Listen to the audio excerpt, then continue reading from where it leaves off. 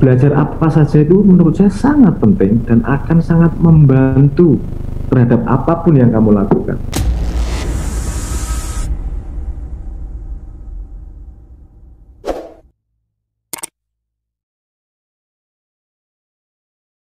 Mas Abrang, sebelum cerita tentang Kanada, ini ada beberapa pertanyaan terkait dengan memilih jurusan. Jadi supaya nggak salah milih jurusan, ini nanti akan didalami di sesi berikutnya, tapi mungkin Mas Abrang bisa berikan tipsnya. Dan kalau memilih jurusan lebih baik sesuai minat atau sesuai potensi ya, Mas Abrang? Dari Indrako dan Sabrina Putri. Oke. Halo, kedengeran? Sudah kedengeran, masuk, clear. Sesuai minat atau sesuai potensi? Iya. Gini, potensi yang Anda bicarakan itu potensi, maksudnya potensi ekonomi gitu. Apakah potensi pekerjaannya lebih banyak atau apa dan seterusnya. Jadi gini, dalam ini agak satu mundur agak ke belakang ya agar kita jelas melihatnya. Ada dua tipikal strategi dalam hidup, strategi dalam mengarungi masa depan. Yang satu high risk high return, yang satu low risk low return. High risk high return itu biasanya dikerjakan oleh orang-orang kreatif. Kreatif itu nggak bisa dipaksa kreatif, itu nggak bisa, itu bawaan lahir itu. Kalau orangnya nalurnya kreatif, dia pasti mati kalau nggak berbuat sesuatu, nggak bikin sesuatu, layu pasti dirinya. Itu nalurinya memang membuat sesuatu. Itu termasuk resiko yang itu termasuk strategi yang high risk high return. Contohnya begini, misalnya tahun 2004 Leto teman-teman dari Leto itu juga kita membuat database band se-Jogja. Kita coba mencatat band se-Jogja seperti apa. Kita berhenti pada angka 2000. Kita jadi datang ke studio, ngelihat list nama-nama band, kita catati semuanya. Ternyata ada sekitar sampai 2000 kita berhenti. Ternyata banyak banget ya. Terus kalau Anda lihat band dari Jogja yang go nasional berapa? Tidak lebih dari hitungan jari. 10 yang berhasil di antara 2000 yang mencoba. Itu berarti high risk high return. Kalau jadi nasional, kalau gagal, ya wis kiri, pindah profesi. Itu nature dari pekerja kreatif. Satu lagi adalah low risk low return. Low risk low return itu biaya. Kamu resikonya kecil, bekerja pada pegawai negeri, bekerja pada perusahaan, gaji bulanannya jelas. Jangan membayangkan Anda tiba-tiba jadi Bill Gates kaya luar biasa. Tapi juga Anda tidak akan kere, tiba-tiba nggak punya duit sama sekali. Karena itu low risk low return. Nah, kamu tipikal orang yang seperti apa? Kamu tipikal kreatif, apa kamu tipikal yang seberapa banyak resiko yang pengen kamu ambil? Bedanya passion. Kalau kamu mau nggak mau resiko lah, hidup lah, pokoknya yang aman-aman aja, yang tenang, yang stabil, ambil yang banyak potensinya. Kalau kamu memang senang, aku mau ngambil resiko, aku memang senang sama ini kok, kepuasan melakukan itu lebih tinggi daripada hasilnya, ambil yang passion buat Anda. Ya, gitu aja jawabannya. Yang tahu adalah Anda, seberapa besar resiko yang pengen kamu ambil dalam hidup. High risk high return atau low risk low return. Ya memang gitu rule-nya. Balik lagi ke diri kita masing-masing ya. Mas Abrang, ini sebagai menutup mungkin Mas Abrang boleh sharing. Kanada, 2 jurusan. Kalau cerita sukses banyak orang mungkin sudah dengar. Cerita dong kesulitannya seperti apa dan bagaimana Mas Abrang kemudian mengatasi itu untuk bisa tetap menata semuanya sampai akhirnya Mas Abrang menjadi sekarang. Kalau pertimbangan saya waktu itu memang kuliah bukan untuk pekerjaan.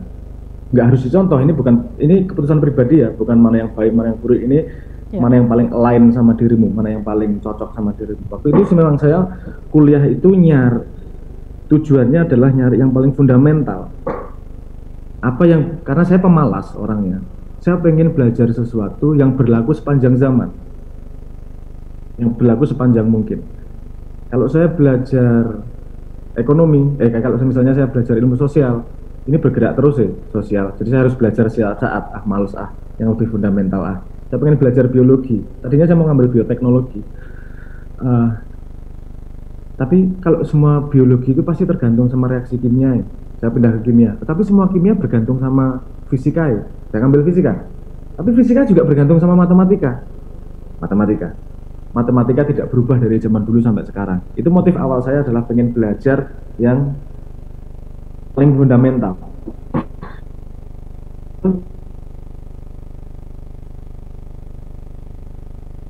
Oke. Sinyalnya mungkin terputus. Mas Abrang masih bergabung bersama dengan kami. Oke. Karena saat ini kita live dari Jogja ya, teman-teman, dengan Mas Abrang mungkin lagi apa? Oh, sudah tersambung lagi.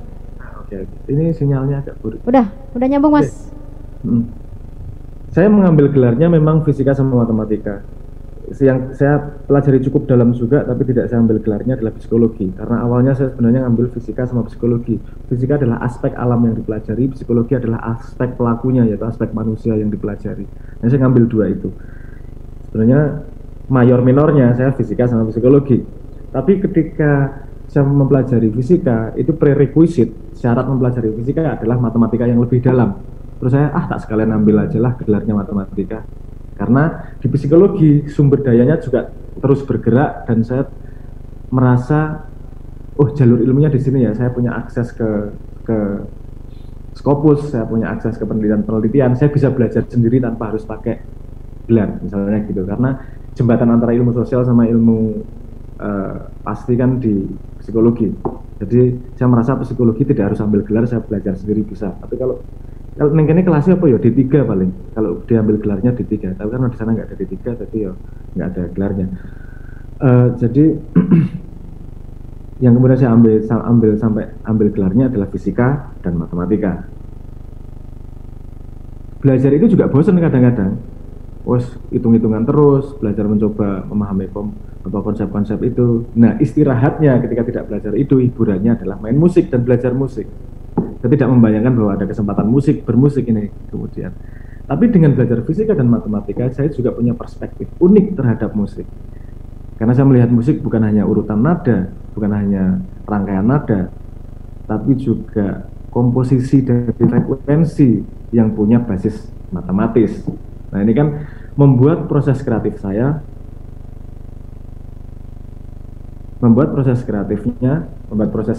menjadi unik karena punya perspektif bumbu yang tidak biasa dimiliki oleh musisi. Nah, belajar apa saja itu menurut saya sangat penting dan akan sangat membantu terhadap apapun yang kamu lakukan. Jadi untuk belajar jangan pilih-pilih, belajar aja apa semuanya, karena itu menurut saya sangat-sangat berguna di masa depan. Mungkin ini salah satunya nih yang tidak terkenal juga, yang tidak diketahui banyak orang. Saya waktu luangnya selain belajar musik, saya juga belajar teknik penceritaan. Waktu itu di Dramatika Forum. Jadi membreakdown film, membreakdown skrip dan seterusnya. Sehingga ketika ada kesempatan untuk membuat film, saya membuat 3 film besar di bioskop yang terakhir Cokro Aminoto. Itu saya kemudian bisa merespon ketika ada kesempatan itu karena saya pernah belajar sebelumnya tentang teknik penceritaan. Yang saya lakukan bukan sebagai disiplin ilmu, tapi saya lakukan sebagai tempat hobi.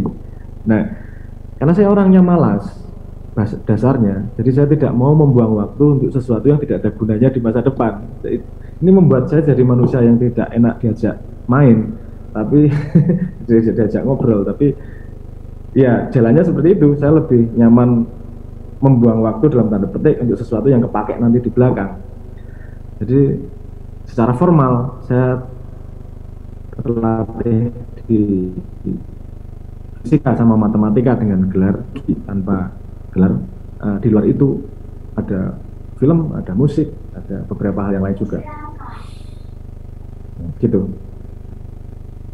Ya, ini cerita dari Mas Sabrang ini menjadi, kalau tadi Mas Sabrang bilang bukan untuk dicontoh, tapi setidaknya ini sharing untuk pengalaman, berbagi pengalaman. Pak Suko, apa yang menarik dari ceritanya Mas Sabrang ini? Saya lihat penempuhan ya. Ada, tapi ini rada tuwek. Sak kabeh laku kang linuwih bakal kinacek. Indonesia, Pak. Intinya kalau orang itu menempuh lebih dari orang lain, maka dia akan bisa melampauinya.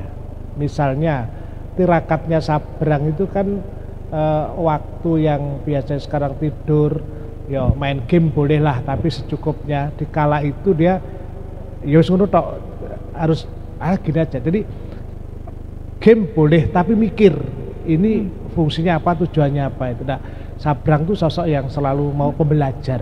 Nah, maka kalau mau masuk UNER ya jangan pengen tok itu, tapi dia harus menjadi manusia pembelajar, sinau terus, nyateti dan sebagainya. Jadi apalagi sebenarnya fasilitas sekarang itu kan fasilitas yang orang bisa mengakses dengan kemanapun. Nah, kalau Anda sudah punya mimpi, maka dia harus diwujudkan menjadi sebuah konsep cita-cita dan kita menempuhnya seperti itu gitu loh. Jadi ikhtiar itu tidak pernah keberhasilan itu jatuh dari langit, itu jadi harus dikatakan. Anak seorang raja ketika kemudian dia pasti jadi raja pun dia akan gagal kalau dia tidak melakukan penempuhan. Itu kalau kita nonton film film tentang kolosal kerajaan itu kan pasti ada pembantaraan, dia dilakukan semacam itu. Sebagai putranya seorang orang besar kan ya, harus. Iya kan, Mas Sabrang kan jadi menak, tapi kan kalau nggak dibuang atau apa istilahnya di Kanada. Memang kalau nggak ada itu juga nggak akan menjadi Mas Sabrang seperti yang sekarang kan. Kadang orang tua juga nggak, makanya orang tua juga jangan terlalu memanjakan pada anak. Ya. Oke, Anda mencintai, tapi Anda tidak setia kalau kemudian Anda terus daftar diajari. Dulu masih ada loh, saya lihat anak S1 waktu masih belum COVID itu waktu ospek ya, datang itu diantar. Ada yang juga disuapin makanannya itu, saking cintanya pada anak. Terlalu mencintai tapi tidak setia dengan cara-cara semacam itu. Jadi menurut saya, Anda pertama yakin, kedua lakukan penempuan yang harus lebih dari orang lain. Lakukan penempuan yang lebih dari orang lain. Iya, ketika malam itu teman-teman tidur, dia belajar lagi dan dinikmati, jangan terpaksa. Mas Sabrang tadi kan dia belajar matematika, dia fisika, tapi dia seneng juga belajar, jadi ya pembelajar tadi. Nanti Pak Solikin, ketua panitia penerimaan masa baru akan ganti saya, nanti ditanyai. Jadi syaratnya untuk masuk UNER itu seperti apa? Tadi kan ada yang tanya itu. Kalau Mas Sabrang dan saya itu kan basicnya itu ya harus menempuh lebih dari lain. Kira-kira gitu, Mbak. Oke, Pak. Sebagai penutup, Mas Sabrang mungkin 1 menit ada kalimat penutup dari Mas Sabrang yang nanti bisa menjadi pegangan teman-teman untuk menata masa depan. Monggo Mas Sabrang. Halo?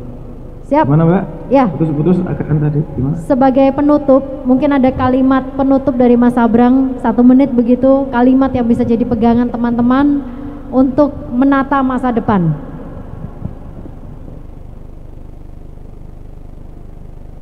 Halo?